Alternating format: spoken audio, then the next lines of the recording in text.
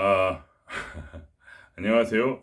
오늘도 아, 재미없는 얘기를 재미있게 한번 해보도록 하겠습니다. 비록 재미는 없지만 재미있게 봐주신다면 또 재미있어질 수도 있겠죠. 예, 정말 저는 이게 하는 게 재밌습니다. 어쨌든 제가 하고 싶은 말은 오늘 뭐냐면 어떻게 하면 우리가 알 수 있을까? 영생이 있다는 것을 또는 공이 있다는 것을 그걸 제가 쉽게 한번 설명을 해보겠습니다. 제가 여기 이렇게 있습니다. 그죠? 근데 제가 사라집니다. 제가 없죠? 없지만 사실 제가 있는 그 자리는 그대로 있습니다. 그 말씀은 제가 있는 공간은 그대로 있다는 말씀입니다. 제가 감에 따라서 그 공간이 저를 따라온 것은 아니죠. 제 안에 있는 공간은 제가 사라진다고 해서 사라지지 않습니다. 그 공간은 여러분 눈앞에 그대로 있습니다. 그래서 제가 이렇게 다시 돌아옵니다. 그러면 이 제가 있는 이 공간, 제 몸이 이렇게 차지하고 있던 공간은 다시 제 몸 안에 들어와 있습니다. 재밌지 않나요? 바로 이것이 영생이란 뜻입니다. 예로부터 사람들은 공과 이 공간을 이렇게 같이 매칭을 시켜서 생각을 했었습니다. 왜냐하면 신이나 공이나 이러한 우주적 초자연적 자아는 바로 이 공간과 굉장히 흡사하기 때문에 항상 사람들은 이 두 가지를 같이 생각해 왔었습니다. 예를 들어 에크하르트 톨레, 제가 좋아하는 톨레도 지금 이 순간을 말할 때 그것을 시간에 일어나는 사건을 말하는 것이 아니고 그 책에 제가 이제 어저께 읽었어요. 어제 읽은 거 이제 기억을 하겠죠. 그, 그 순간에 일어난 사실이 아니라 지금 이 순간은 바로 그 시간이 일어난 그 순간에 있는 공간이라는 겁니다. 그러니까 예를 들면 나무를 본다. 그러면 지금 이 순간에 우리가 보는 것은 그 사건이 아니고 바로 그 공간입니다. 왜냐하면 공간이란 것은 아무리 오랜 시간이 지나도 똑같아요. 항상 똑같고 영원 불변합니다. 그렇죠? 공간이라는 것은 과거에도 있었고 지금도 있지만 늙지도 않고 사라지도 않고 변하지도 않죠. 그러니까 그것이 바로 신의 속성과 닮았다는 겁니다. 신이란 것은 모든 것 안에 있는 존재입니다. 모든 것 밖에 있는 존재고 모든 것 위에 모든 것 아래에 있는 존재입니다. 그것은 모든 것의 근본이고 모든 것이 그것으로부터 나와서 그것으로 돌아갑니다. 그러니까 all of one, all of all, all in all 그러한 존재인데 공간 또한 그렇습니다. 그러니까 우리가 이렇게 예를 들면 내가 여기 서 있다 쳐요. 그럼 이 공간이 여기 들어가 있죠. 여기 있죠. 이 공간이 있죠. 근데 얘가 이렇게 간다고 해서 여기 있는 공간이 저한테 따라오나요? 아닙니다. 저는 이 공간 안에서 이렇게 돌아다니고 있죠. 저는 그러한 존재입니다. 그럼 진정한 나는 누구냐? 진정한 나의 왜 내가 영원히 살 수 있는가? 그것은 바로 내가 이 공간이기 때문에 그렇다는 겁니다. 나는 단지 이 공간 안에 이렇게 왔다 갔다 하고 있습니다. 그렇다면 우리가 깨닫는다는 건 무엇일까요? 바로 이것입니다.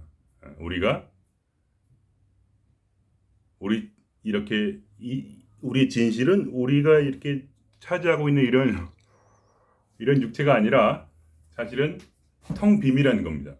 그래서 사람들이 공을 얘기할 때 또는 신을 얘기할 때 텅 빔이라고 합니다. 텅 빔. 근원적 존재 텅 빔. 공이라고 할 수 있죠. 그러니까 그래서 이 텅 빔 안에 우리는 이렇게 개체로 존재하지만 사실은 우리는 이 텅 빔 안에 있는 존재이고 사실 우리가 텅 빔이라는 겁니다. 그러니까 우리는 이렇게 막 우리가 우리의 어떤 에고는 이렇게 우리를 개체라고 생각을 합니다. 그죠? 그러나 우리의 깊은 의식은 사실은 이 텅 빔이라는 겁니다.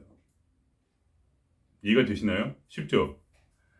물론 이 공간이 신이라고 딱 잘라서 말할 수는 없어요. 그건 모르는 일입니다. 인간으로서는. 그러나 우리가 생각하는 신이나 공이나 참나나 이런 것은 사실 이것과 같다는 겁니다. 예.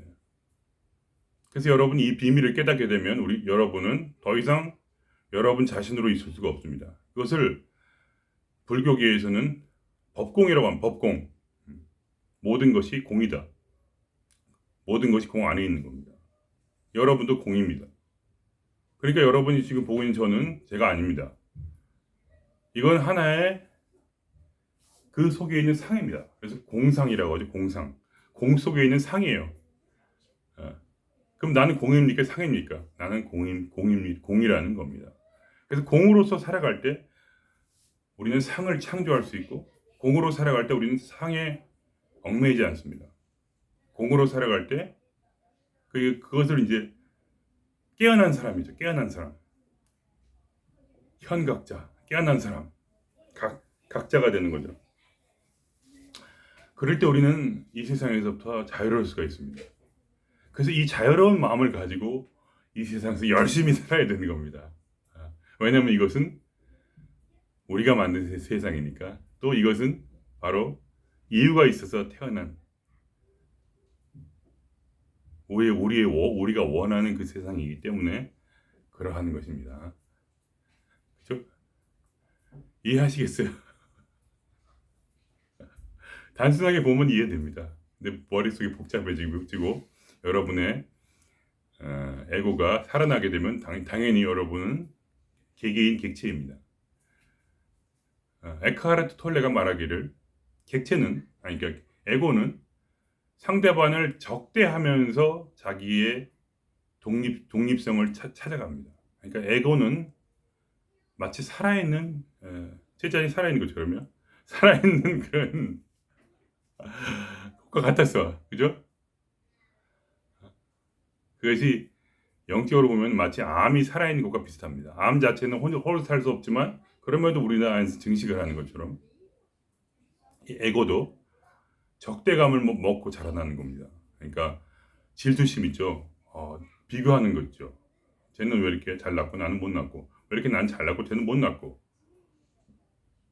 이러한 방식으로 에고는 적대감을 먹고 자신의 정체성을 키워가는 겁니다. 그러니까 우리가 오랫동안, 그러니까 예를 들면 아주 어린 아이는 그런 정체감이 없다는 것 여러분 다 아실 겁니다. 그 눈을 보면은 짐승의 눈과 다르지 않아요. 뭐 특별히 개체감이라는 느낌 별로 없습니다.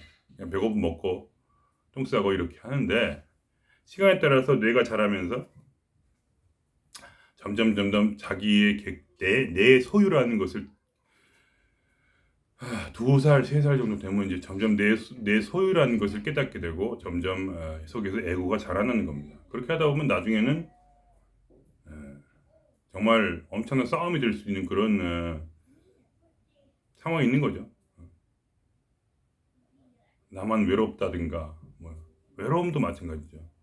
외로움이라는 것은 바로 에고의 작용입니다. 그죠?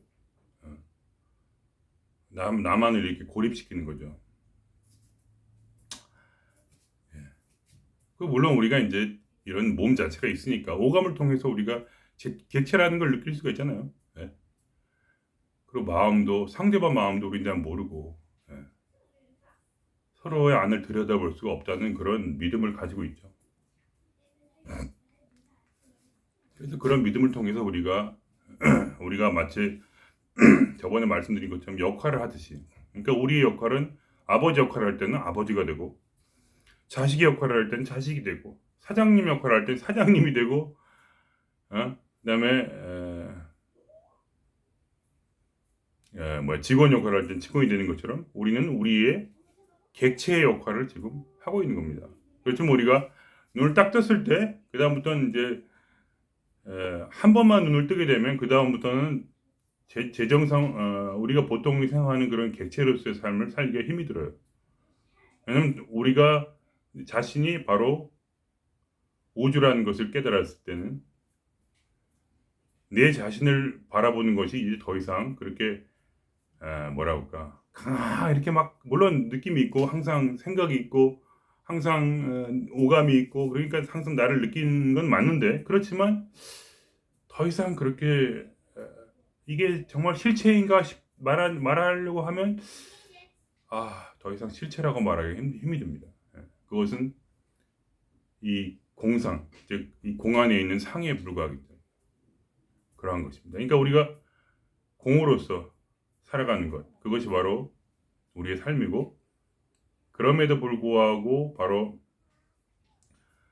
모든 사람이 이 아름다운 꿈을 꾸도록 그렇게 우리가 만들어가는 것이 바로 이 법공 또는 누구냐 제가 자주 보는 비디오 윤홍식 씨의 그런 말처럼 잊어버렸네 그 말을 기억이 안 나네요. 그러니까 홍익인간 모든 사람을 널리 이롭게 하자 그러한 마음으로 살아가는 것이 바로 도인의 경지다. 자기 혼자만 자기가 아공이라고 해서 이제 그 법공 아래 단계가 있는데 아공이라고 해서 자기만 행복하게 살자 이런 것은 사실 존재하지 않습니다. 왜냐하면 공이라는 것을 보는 순간부터 자신의 아공이라는 것이 물론 있긴 한데 아공이라는 것만 집중해서 볼 수가 없어요. 왜냐하면 나라는 것 자체도 상이기 때문에 나라는 상 안에 그 안에 또 공이 있다고 이렇게 물론 있지만 그것만 따로 생각하는 그런 것은 사실은 굉장히 힘든 얘기입니다. 웃기잖아요, 그렇죠? 이러한 어쨌든 이러한 사상은 기독교에도 있습니다. 불교만 있는 게 아니고 기독교에서는 뭐라고 하냐면 한 사람이 있다고 합니다. 이 우주에 한 사람. 그것은 모든 사람이 하나로 연결되어 있다는 겁니다. 그러니까 기독교는 좀 약간 폐쇄적인 면이 있지만 어쨌든 그걸 잘 들여다보면 기독교는 그러니까 성령을 마셨다고 하죠. 그러니까 깨달았다고 하지 않고 공을 깨달았지 않고 성령을 마셨다고 하는데 그 마신 성령이 전부 모든 사람이 다 같은 성령을 마셨다고 하는 겁니다. 그죠? 마치 우리가 이 하나의 공간에 갇혀 있듯이 우리는 같은 공간에 있잖아요. 그죠? 이 공간이 여기의 공간은 좀 다르고 여기 공간은 좀 다르고 그렇습니까? 그렇다면 어떻게 제가 이 공간에서 저 공간으로 마음대로 왔다 갔다 할 수 있을까요? 이 공간이 성질이 틀리자면 저는 그렇게 이렇게 마음대로 다닐 수가 없겠죠. 이것은 한 공간이라는 겁니다. 모든 공간은 다 같습니다. 그죠? 한 공간이기 때문에 바로 성경에서 말하는 것은 바로 이 세상에는 오직 한 사람밖에 없다. 동일한 성령을 마신 오직 한 사람. 동일한 성령 안에 들어간 오직 한 사람. 그걸 성령 세례라고 하는데 보통 이제 사람들이 세례를 받는다고 하면 지금 세례 말고 옛날 세례는 물속으로 들어갑니다. 요즘 세례는 이제 자기들 마음대로 한 거죠. 근데 원래 세례는 그래요. 원래 세례는 모든 사람이 전부 세례식할 때 한 물 그 자리로 다 들어갑니다. 그래서 그 자리에 빠져서 자기 객체가 상실되고 한 사람이 된다는 겁니다. 물 속에 들어가는 즉 그 물이 된다는 거죠. 그래서 한 사람밖에 없는 겁니다. 이 우주에 오직 한 사람. 근데 모든 사람은 전부 자기의 객체의 개성을 가지고 있다고 믿기 때문에 어떤 사람은 손 같은 사람이 있고 어떤 사람은 이제 이렇게 머리 같은 사람이 있고 어떤 사람은 다리 같은 사람이 있고 물론 거기선 예수 그리스도를 머리라고 하지만요. 어떤 상징적인 의미로 할 수 있죠. 어쨌든 간에 그러한 오직 한 사람이 있는 이 우주 그것이 바로 기독교에서 말하는 그 공에 대한 사상과 일맥상통합니다. 그래서 그러한 우리가 이 공간에 있기 때문에 우리는 더 이상 괴로울 필요가 없는 거죠. 그냥 웃어 넘기면 되는 거고 대신에 즐겁게 이 삶을 즐기면 되는 겁니다. 어차피 여러분은 절대로 죽지를 않습니다. 그리고 여러분의 객체고 에고라는 것도 사실은 전부 착각일 뿐입니다. 그렇다면 무엇입니까? 우리는 모든 사람과 어울려서 이렇게 재미있는 놀이를 하는 겁니다. 재미있게.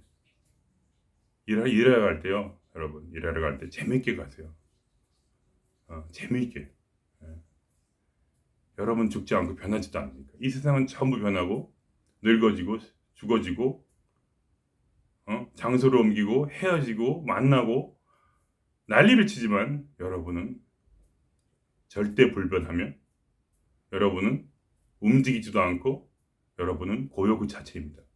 오늘 코이 TV를 보다가 재밌는 걸 얘기를 들었어요.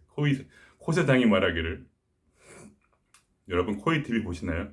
재밌는데 보세요. 영적인 내용은 전혀 아니고요. 재미있습니다. 그냥 순수한 재미. 거기서 코세상이 이런 말을 합니다. 밖에는 고요밖에 없다. 그 뜻은 할 일이 없다는 뜻이다. 그러니까 그 사람이 밖에서 건물에서 있다가 회사에 있다가 밖으로 나오면서 하는 말이에요. 밖에는 고요밖에 없다. 그 말은 할 일이 없다는 뜻이다.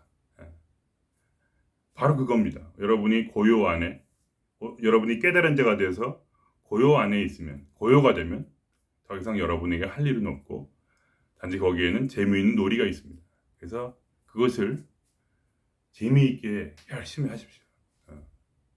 마치 드래곤이 엄청난 강력한 드래곤이 사람으로 변화돼서 이 땅에서 유희를 하는 것처럼 드래곤의 유희란 말 아시나요? 그게 판타지 소설 보면 나온 얘기입니다. 되게 많아요. 그런 소설이. 드래곤이 너무 세가지고 이 세상에서 심심하니까 나와서 재미있게 노는 거죠. 그런 마음으로 여러분이 일을 하시고 또 일이 마음에 안 들면은 여러분 안에 새로운 일을 또 창조하시고 또 무슨 얘기할까? 그렇게 밥 먹을 때도 감사한 마음으로 먹으시고 무언가를 받을 때는 감사한 마음으로 받고 무언가를 할 때는 재미로 그리고 즐거움으로 몰입으로 사랑으로 하면 그러면 여러분은 모든 사람 안에서 뭐라고 하나 공예 또는 성령의 빛을 전해주는 빛의 통로가 되는 겁니다. 그것은 이제 성경에서 말하는 빛과 소금이라고 하는데 그러한 삶을 사시기를 부탁드리겠습니다. 감사합니다.